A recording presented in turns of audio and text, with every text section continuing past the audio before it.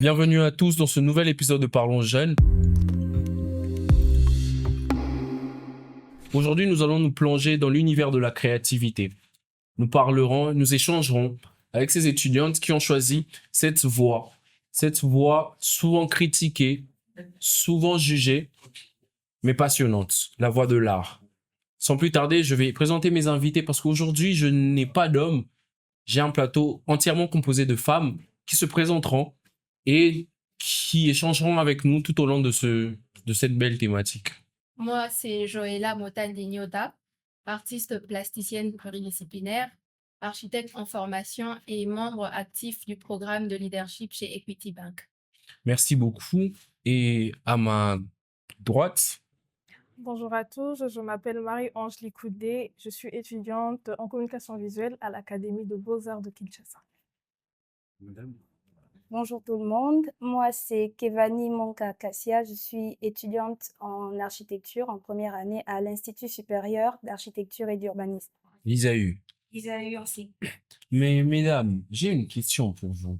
Pourquoi le choix de cette filière, de ces filières, avec toutes les réalités que l'on rencontre en tant qu'artiste?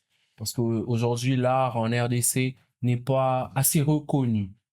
Pourquoi ce choix-là? Est-ce par passion, par ambition? Dites-moi un peu. Ok. Pour ma part, je dirais que c'est par vocation.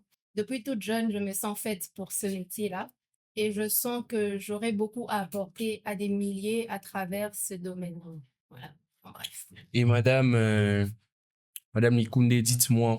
Alors, si j'ai choisi le métier de l'art, c'est parce que depuis plus jeune, j'ai toujours voulu dessiner, je me suis toujours intéressée à tout ce qui s'apparentait avec l'art et mes parents m'ont toujours soutenue.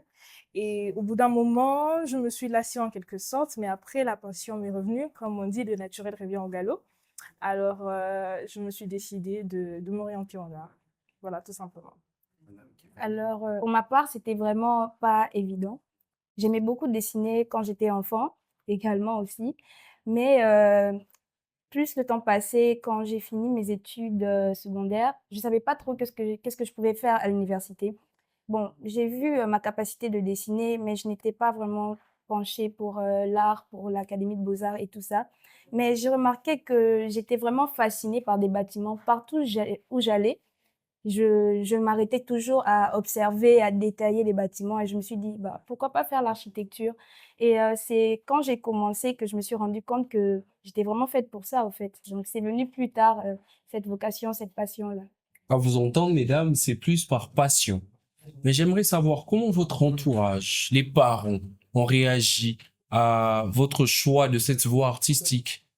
Alors, j'ai des parents très réceptifs, très attentifs aux besoins de leurs parents, de leurs enfants. Alors, quand j'ai décidé de m'orienter vers l'art, j'ai eu un soutien total de mes parents. Ils n'ont jamais été contre et m'ont toujours soutenue jusqu'à présent. Alors, voilà, pour ma famille, pour ma part, ils sont très, très ouverts, avec, le fait que je m'oriente vers l'art. Voilà. Et Madame Kevani, dites-moi. Donc, pour ma part, mes parents, ils étaient pas si réceptifs que ça. Alors, ils l'ont accueilli comme, ah, comment tu décides de faire des études pour hommes comme ça? Parce que pour eux, genre, ils savent que l'architecture, c'est beaucoup plus les hommes qui préfèrent s'orienter là. Et, et déjà que dans ma famille, je suis la seule, toute génération confondue, à avoir opté pour des études en architecture. Ils étaient là, ah ben c'est trop difficile, pourquoi tu aimes toujours la difficulté? Donc, ils étaient là assez réticents, se posaient des questions, mais ils finissent par s'habituer, ils me voient me débrouiller et ça passe. Ok. Et Madame Otandine, dites-moi. Oui. Alors moi, ce côté artistique a beaucoup plus été vu à l'école depuis la maternelle. Et c'est comme si on me chassait, va faire l'art en fait depuis la primaire. Je passais mon temps à dessiner. Je pouvais étudier quand les professeurs n'étaient pas là. Derrière mes notes, il y a toujours un dessin en fait. Et quand la directrice l'a vu, étonnamment, au lieu de me renvoyer, elle était là, waouh, tu dessines assez bien, tu devrais faire les beaux-arts. Et c'était pareil aussi au secondaire. Et à la maison, tout le monde est créatif, on va dire, et ils l'ont bien vu. heureusement pour moi, je dirais. Et jusque-là, ils m'accompagnent et ils me soutiennent. Voilà. Merci beaucoup. Mais j'ai une autre question. Est-il possible, selon vous, de vivre de votre art actuellement? Avec madame qui fait les arts, madame qui fait l'audiovisuel, la communication audiovisuelle, et encore madame qui fait l'architecture. Est-ce que c'est possible, en tant que femme d'abord, de vivre de cet art-là? Parce que les hommes, c'est déjà difficile, et à combien de raison les femmes? Essayez de me dire en quelques mots ce que vous pensez de ça. Oui, je crois que c'est possible. Je pense que c'est possible de vivre de notre art. Bon, pour ma part, c'est l'architecture. Je donne l'exemple typique, bien sûr, de la feu architecte Zaha Hadid. C'était une femme, mais elle s'est démarquée parmi tant d'autres hommes, surtout qu'à l'époque, je suis sûre quand elle était étudiante, c'était pas évident pour elle de Surtout à cette pouvoir, époque-là aussi. oui, c'était vraiment pas évident pour elle de se démarquer, d'avoir laissé son nom résonner jusqu'à présent. Et on peut vivre de cela tant qu'on reste original, qu'on aime ce qu'on fait, qu'on est passionné par ce qu'on fait et qu'on garde cette originalité qui est une signature qui nous rend différents et tous des autres. Donc, je pense que ça, c'est assez attrayant et on peut vivre avec. Déjà que, vas-y, bon, pour être franc, c'est vrai que le métier d'architecte et tout, ça rapporte quand même. Mais je pense que quand on est original, quand on aime ce qu'on fait et quand on se démarque, ça attire le regard et ça permet de pouvoir vivre avec cela. Voilà. Et Madame Koundé, dites-moi, est-ce que c'est possible de vivre de l'art? Oui, je trouve que c'est possible de vivre de l'art parce que déjà, en tant que communicatrice visuelle, la communication visuelle se retrouve dans tous les domaines. Déjà, ce qu'on fait là, c'est une communication visuelle, exactement. Et je pense que c'est possible. C'est possible. Dans les pubs, les marques, les pubs, tout ça ont besoin de la communication visuelle. Alors, je trouve que c'est un métier vraiment enrichissant et je pense que il est possible de vivre du métier de l'art, voilà, surtout en tant que femme. Et vous, Madame? Pour ma part, je dirais que c'est possible, pas par statistique, mais par réalité. Mhm, Puisqu'en 2022, j'ai fondé Xomia, on va dire. mhm, Euh, alors, je dirais oui parce que, en dehors du fait de faire de l'art, un métier, comme vous venez de le dire, qui est un peu mis de côté, mhm. je ne vois pas que c'est monde artistique, donner ce que moi je veux. J'écoute aussi les autres, en fait, pour répondre en même temps à leurs besoins, tout en donnant ce que moi je fais. Et heureusement pour moi, depuis 2022, je vis de cela. Et en étant pluridisciplinaire, bien sûr, de ces côtés-là, en dehors de l'œuvre, des types d'œuvres que j'aime faire, du style que j'aime bien faire, j'apporte aussi d'autres besoins que les personnes ont, des besoins culturels, des besoins d'esthétique et ainsi de suite. Donc oui, c'est En possible. tant que communicatrice visuelle, quels sont les obstacles que vous faites face tous les jours? Alors, en tant que communicatrice visuelle, les obstacles que je rencontre, c'est que d'abord le regard de la société. Mhm, Les gens ont tendance à se dire, ah, voilà, la communication visuelle, tu fais des logos, tu fais des affiches, qu'est-ce que c'est? Mais pourquoi tu fais ça? mhm. T'es une femme, cherche un métier de femme. Ce regard de mépris. Ils se regardent de mépris. Euh, c'est vrai que c'est très déstabilisant. Mhm, C'est très déstabilisant.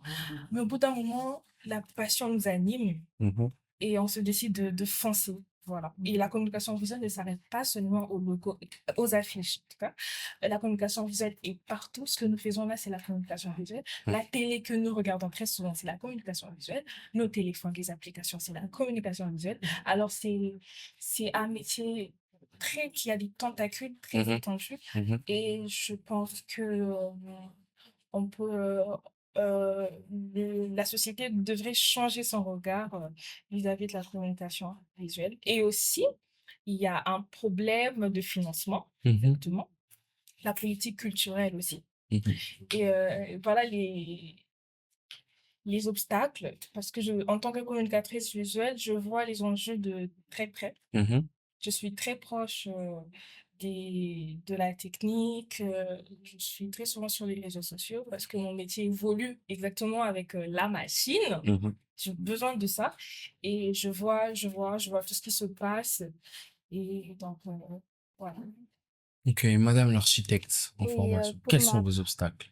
oui, pour ma part, bon, en tant qu'étudiante, en architecture, je pense que le premier obstacle, qui est déjà psychologique, c'est la l'adversité, l'esprit de compétition. Vous voyez, aujourd'hui, si vous venez, dans un auditoire des étudiants d'architecture, vous verrez, on est là pas mal nombreux, chacun talentueux à sa manière et d'autres plus talentueux que d'autres, enfin, les uns plus talentueux que d'autres et il y a cet esprit-là de compétition et je pense que déjà pour une femme, bon, peu importe que ce soit un homme ou femme, mais pour une femme, surtout pour, une femme comme moi, quand tu es pas assez fort psychologiquement pour te dire que: «Je suis là, je fais ce que j'aime faire et je veux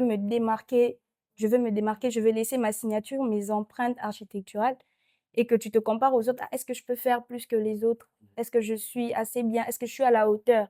Je pense que quand on arrive déjà à penser comme ça déstabilise, ça décourage et ça peut être un obstacle et il y a aussi, les infrastructures bien sûr parce que plus les années passent, plus il y a beaucoup d'étudiants en architecture et je pense que les infrastructures ne sont plus, adéquates, ne répondent plus, au nombre d'étudiants qui s'inscrivent par année et je pense aussi, dans le monde professionnel, parce que bien sûr après les études, il y a le monde professionnel, qui nous attend. Il y a le manque de reconnaissance, tout comme elle l'a dit, que ce soit en art et en architecture, c'est pareil. Récemment, je traçais, il y avait un de mes frères qui venait me dire: «Ah mais c'est quoi ça? C'est juste du dessin, je peux faire ça aussi». C'est bafouer Alors qu'il y les a du travail efforts, oui, derrière. c'est bafouer les efforts, heu, intellectuels et les efforts artistiques de quelqu'un. Ça, c'est que du dessin. Je peux faire ça. Waouh! Donc, il y a déjà ça, le manque de reconnaissance. Il y a, il y a un problème de financement. Pour, par exemple, vous venez à peine de finir des études en architecture et vous êtes nouveau dans le domaine. Si vous décidez, par exemple, d'être indépendant, ce sera vraiment difficile, de pouvoir, enfin, de pouvoir trouver des clients pour pouvoir financer vos projets et tout. Donc c'est vraiment compliqué ça au début et quand on décide de d'intégrer un cabinet d'architecture, il faut aussi se démarquer, donc c'est aussi un problème et je pense qu'il y a encore un autre grand frein, c'est l'intelligence artificielle parce qu'aujourd'hui il y a oui, l'intelligence artificielle, l'informatique, tout ça, les réseaux, surtout l'intelligence artificielle. Il y a des applications, des plateformes comme DALL-E ou Revit, avec IA. Donc ça peut vous concevoir des plans, des projets comme ça. Vous tapez juste: «Je veux 5 chambres salon», ça te conçoit le projet comme tu le veux. Mais le problème avec l'intelligence artificielle, c'est qu'il y a le manque d'originalité que je faisais référence au début. Donc parce que l'intelligence artificielle, au fait, ne fait que reproduire ce qu'il sait et il y a juste des copies. Il y a pas d'originalité et c'est un frein et des clients qui préfèrent, opter pour l'intelligence artificielle que, de chercher un architecte parce qu'ils sont trop chers. 1 000 $ c'est beaucoup. C'est pas beaucoup, on réfléchit pour eux. On réfléchit pour eux, on fait en sorte de leur apporter, le confort possible. Donc c'est sans ça, c'est quelques points. Je pense qu'il y en a beaucoup d'autres, mais les grandes lignes, en fait. Madame Motaldi, en tant qu'étudiante en art, quels sont les obstacles auxquels vous faisiez face, ou que vous faites face d'ailleurs jusqu'à présent, en tant qu'étudiante ou en tant qu'artiste? Merci beaucoup pour la question. Alors, les tout premiers obstacles, je l'ai remarqué dès l'école, c'est celui des coûts des matériaux qui sont assez chers puisque la majorité sont importés et puisqu'il n'y a pas assez d'écoles d'art, peu commandent, c'est ce qui fait en sorte que la demande soit moindre et que les coûts soient élevés. Alors on en souffre. Premièrement, il y a celui-là. Et il n'y a pas vraiment des producteurs locaux, un autre problème. Et le second, je parlerai de revenus peu éventuels, je dirais. C'est très compliqué d'avoir un revenu vraiment fixe. Parfois, ça marche, parfois, ça ne marche pas. Alors, on est obligé de multiplier un peu les ressources pour se retrouver. C'est bien, oui, mais en même temps, ça nous retarde, alors qu'on pourrait se développer dans notre art en même temps que nous sommes en train de voir certaines commandes que nous avons. Mais bon, il y a ces problèmes-là déjà. Troisièmement, je parlerai aussi de soutien. Oui, de soutien. c'est très rare, il y en a, mais c'est très rare et c'est pas vraiment informé. Alors, on galère un peu pour ça, on s'ébat un peu pour tout. Et ces institutions-là existent, mais même les schémas pour y parvenir, on en parle très peu. Et c'est ce qui fait en sorte que tout soit compliqué. Et quatrièmement, je pourrais aussi parler de droits d'auteur, du côté, en fait, judiciaire. Enfin, Judiciaire, oui. OK, oui. Là, c'est aussi compliqué parce qu'une fois, j'essayais de passer avec mes œuvres à l'aéroport et on m'a parlé des documents. Je n'étais même pas informée alors qu'il fallait que j'en sache un peu plus. Et en dernier lieu, je parlerai de la formation des artistes. Je trouve que c'est très limité. On nous parle plus de notre domaine alors que dans le monde actuel, il y a la digitalisation et aussi les marketing. Il est très important que nous puissions être informés de cela pour émerger. Alors, je suis encore sur la voie et ceci sont les problèmes que moi j'ai remarqués et avec le temps, sûrement j'en verrai d'autres. Merci. Ok. Mais quel est le rôle que doit jouer votre art dans la société? Lorsque j'ai créé Xomia en 2022, Mhm.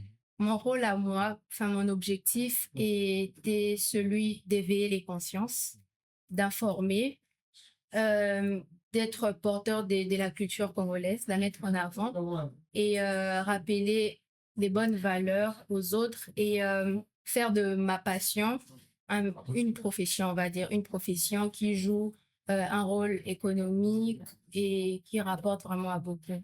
C'est tout ce que je pourrais dire. Selon vous, mesdames, en quoi votre art, quel est le rôle de votre art dans la société? Quel rôle doit avoir votre art dans la société? Entre l'artisanat, entre la communication visuelle et l'architecture. En quoi votre art, quel est le rôle de votre art que votre art peut jouer dans la société? On va commencer par madame. Ok. Il y a les rôles éducatifs. J'ai déjà eu à faire ces types d'œuvres d'art, puisque l'art aussi joue un rôle majeur au niveau éducatif et il peut vraiment beaucoup apporter. Quand je parle de l'éducation, je ne vois pas que les élèves, je vois aussi la population sur la manière d'agir, la manière de faire les choses, certains respects sur la propriété, sur plusieurs points en tout cas. Le fait que l'art soit aussi la science de Oui. l'expression. Oui, rééduquer un peu certains tics, on va dire, et rappeler certaines mœurs. Et aussi, il y a ces côtés culturels. L'art doit être, parce que l'art aussi, il joue le rôle de porteur des cultures. Mhm. Alors, il doit aussi, vraiment, mon art doit garder ces rôles-là, en rappelant qui nous sommes, parlant de nos histoires. Et moi aussi, j'ai intégré quelque chose dans la culture, on va dire, d'une société. Il m'arrive aussi de parler d'une société, de d'où elle vient, comment elle a grandi, c'est quoi son rôle et tout. Je trouve que c'est vraiment important. Il y a aussi ces côtés mémoire, je dirais. Quand je fais des portraits, c'est pas juste pour montrer, voilà, c'est mon père quand il avait tel ou tel âge. C'est aussi pour parler des reconnaissances. Il y avait un tel membre de la famille, le portrait, il a plusieurs rôles de ces côtés-là. Et quel rôle encore je pourrais rajouter? Pour le moment, je pense que c'est tout, mais si jamais il y a à rajouter, je le ferai savoir. D'accord. Et Enfin, un certain message que nous, artistes, aimerons véhiculer mhm. parce que les émotions parlent et on peut parler sans forcément utiliser des mots. Mhm. Les œuvres, tout ce que l'on fait a un message en particulier. On a envie de toucher les cœurs, on a envie de changer des vies, on a envie de transformer la pensée de certaines personnes. Il y a d'autres qui comprennent pas forcément la manière de parler, d'agir, peut-être les langues, mais avec l'art, tout ce qu'ils voient, le visible, qui peut changer leur manière de juger les choses et ainsi transformer la société, notre société actuelle et la société future. Et madame Kevani, en tant qu'étudiante, en tant qu'architecte, futur architecte, quel rôle doit jouer votre art, qui est l'architecture dans la société? Ok. Alors, on définit l'architecture comme étant l'art de concevoir, de planifier et de réaliser artistiquement et durablement des bâtisses. Mais l'architecture, pour ma part, comme art, parce que je considère que l'art est un moyen pour véhiculer un message. C'est aussi un moyen d'expression. L'art en soi parle, l'art en soi raconte une histoire, l'art est une identité et tout. Euh, et je considère que l'architecture, en tant qu'art, doit aussi véhiculer un message, doit aussi montrer une identité. Voilà pourquoi cette année, on nous parle beaucoup plus d'architecture africaine, architecture congolaise. C'est vraiment des sujets qui me passionnent beaucoup, des sujets pour lesquels je veux vraiment beaucoup plus me pencher, parce que je me dis que l'architecture en tant qu'art étant aussi un moyen qui permet de montrer notre identité, je me dis on doit retrouver l'Afrique, on doit retrouver le Congo dans l'architecture. C'est pas que on doit faire des trucs en paille, qu'on puisse faire. Donc, on peut retrouver le Congo, on peut retrouver les tribus du Congo dans l'architecture par le fonctionnement des pièces. Par exemple, comment on planifie, comment on conçoit des projets. On peut concevoir de sorte qu'un Swahili, quand un Swahili réside dans cette maison, il peut être à l'aise parce que l'architecture même de la maison dans laquelle il réside, je veux dire, il se sent chez lui. Correspond à sa culture. Correspond justement à sa culture. Par les façades, par les peintures dans les façades, on peut voir l'Afrique dans l'architecture.